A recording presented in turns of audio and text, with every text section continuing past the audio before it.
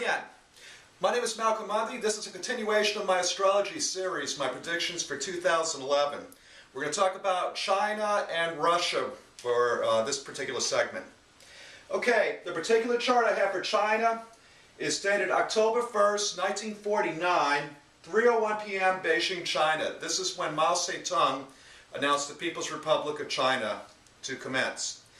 The thing that's interesting with China, they have Mercury and Neptune together in the 8th house, and they are pretty much still very secretive about what they do. And they have Venus in Scorpio. That even confirms it more. That's very close to the midheaven, the point in the sky above, which usually defines your reputation. And I think that's pretty much about it. Let's just start out with the predictions for China. For the first half of 2011, this is going to feature China venturing into areas outside their normal investment areas. The previous investment areas for China has been U.S. Treasury bills, U.S. Treasury bonds, and I think you're going to see China start to get out of that for 2011. A lot of people saying, well, they're getting out of it now. Well, they're going to be vastly venturing into areas that are going to be related to natural resources, and these will include copper, aluminum, iron ore, oil, uranium, silver, gold, and agriculture. I could see China possibly going to areas like, say, Canada, South America, and Africa, and venturing into areas for food, starting farms, and going especially into mining. And I guess pretty much about it. And you'll probably start to see their relationship with the United States in regards to financial instruments, purchases thereof, start to get a little bit edgy. Just this year, U.S. Treasury Secretary Timothy Geithner was in Beijing at a university and was telling university students that the U.S. dollar was a sound investment vehicle, and it was reported that about 75% of the student body burst out laughing after he said that, after it was translated. Anyway, let's go on to prediction number 2. Late March features Saturn going retrograde over Neptune and Mercury in the 8th. This may indicate some kind of financial fraud, uncovering of a financial fraud, may indicate a spy scandal, but I think it's going to primarily be in the area of, say, banking fraud, because the 8th house usually rules banks and important financial institutions on a country's chart or a corporation's chart. Let's see, number 3. The second half of 2011 will feature changes in its relationships with its allies and the types of relationships it has with its allies. And this may be due to financial problems, problems related to the currency, the renminbi, which is China's currency. And one of the problems that have been going on is that they've been pegging their currency to the US dollar, which has angered people in the US Treasury Department. So one of the things that's going on right now with China is they have been forced to inflate their money supply because the United States has been forced to inflate its money supply under quantitative easing, or it has been forced, it's been elected to do so. And as a result of that, you pretty much have been seeing inflation start to creep its ugly head up in China right now. And with that going on, you might see China also start to raise interest rates dramatically to curtail such inflation. And I could see that happening not only in China but also in the United States, which I think I talked about. And that it will be in the second half of 2011. Okay, now let's talk about Russia.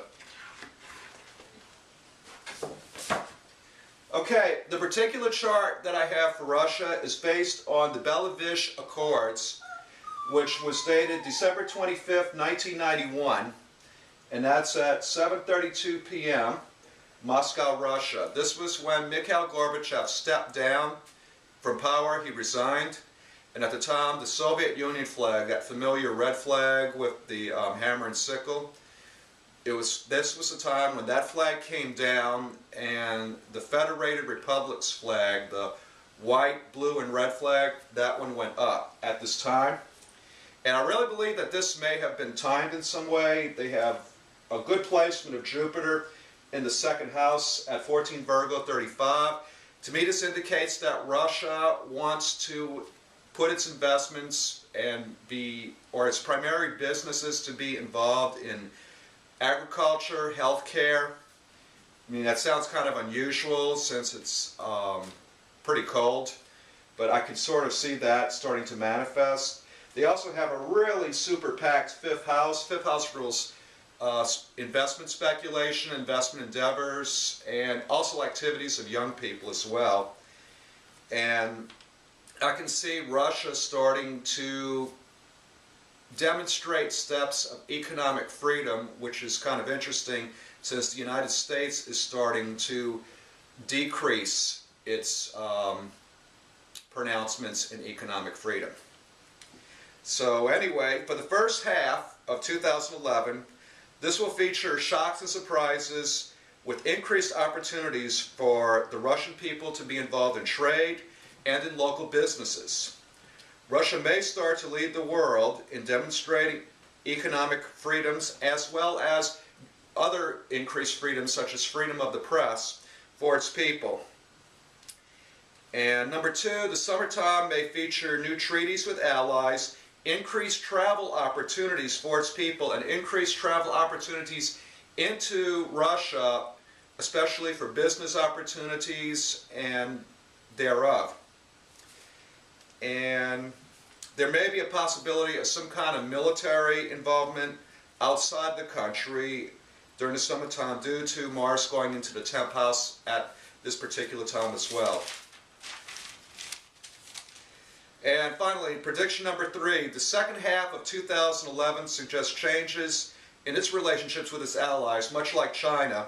I can see some relationship changes regarding Russia and China, especially regarding business arrangements and financial arrangements in the second half of 2011. And this is going to be due to Pluto in the 11th opposing Uranus in the 5th. This can represent nuclear treaties, especially nuclear weapon treaties, or new kinds of treaties involving nuclear power. As you probably know, since Chernobyl, Russia has been very, very uneasy about going into nuclear power. I think that's going to change. We're probably going to see a lot more nuclear power plants start to be built around this time in the second half of 2011. You're probably also going to see the same thing in China. There are already plans to build 10 nuclear power plants in China for 2011. I think you're going to start to really see that increase, especially in the second half. And there's also going to be, Russia will be addressing financial fraud. And I think it's also going to start to go after the problem of organized crime that it has there in the second half of 2011. And I think that's about it. Next on the agenda will be Israel and Iran. I'm sure a lot of people are going to want to check that out. And that's it for now. Stay tuned for more. I'm Malcolm Mundy.